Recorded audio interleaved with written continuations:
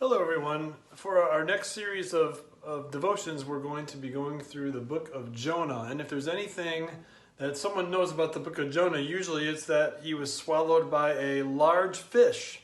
But really the book of Jonah isn't so much about the fish, although that is a part of it for sure. It's more about God calling a prophet to do a difficult task and then seeing God's patience and love as compared to Jonah's impatience and anger.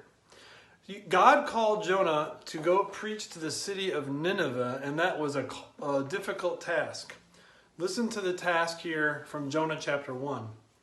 The word of the Lord came to Jonah, son of Amittai, "Go to the great city of Nineveh and preach against it, because its wickedness has come up before me."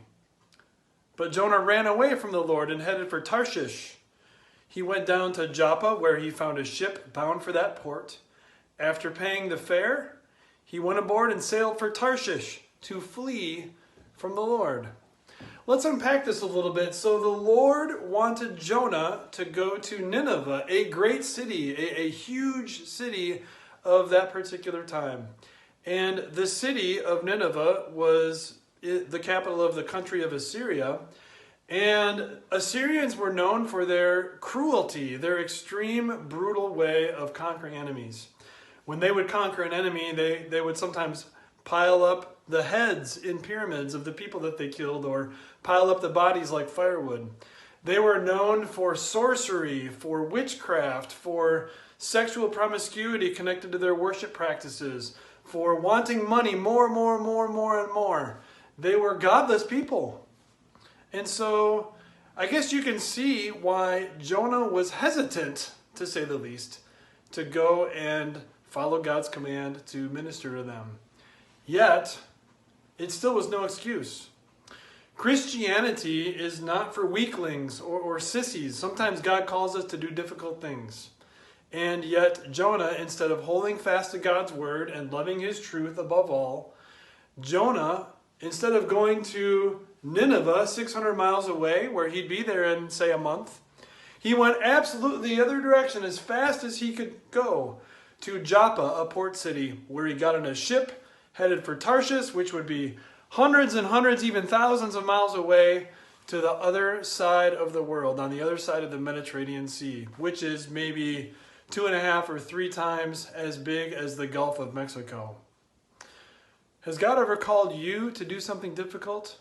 Maybe he calls you to forgive someone who has deeply hurt you, and you'd rather just run the other way. Maybe he calls you to talk to someone about a sin that they're battling, and rather than go and confront them lovingly, you just run the other way. Maybe he calls you to believe something that the only way to believe it is by saying God is entirely responsible for doing things I cannot do. And you'd rather run the other way and be in control and try to wrap your mind around things and only trust what is true that you can wrap your mind around. In any case, God calls us to do, say, and believe difficult things in his word. And we can't hide from him. Jonah tried, it didn't work. And God's way is always right. Remember all those characteristics we've gone through over the past few weeks? If you've caught the devotions from the past series, God is triune, God is holy, God is all-powerful, everywhere at once, all-knowing, all-loving, and we can trust him. He brings us his word to build up faith in what he says so that we take a deep breath, close our eyes, and follow him with all of our hearts. God bless you to do that and help you to do that, to not have the attitude that Jonah had, that even when he calls you to do something difficult, you trust him and follow him.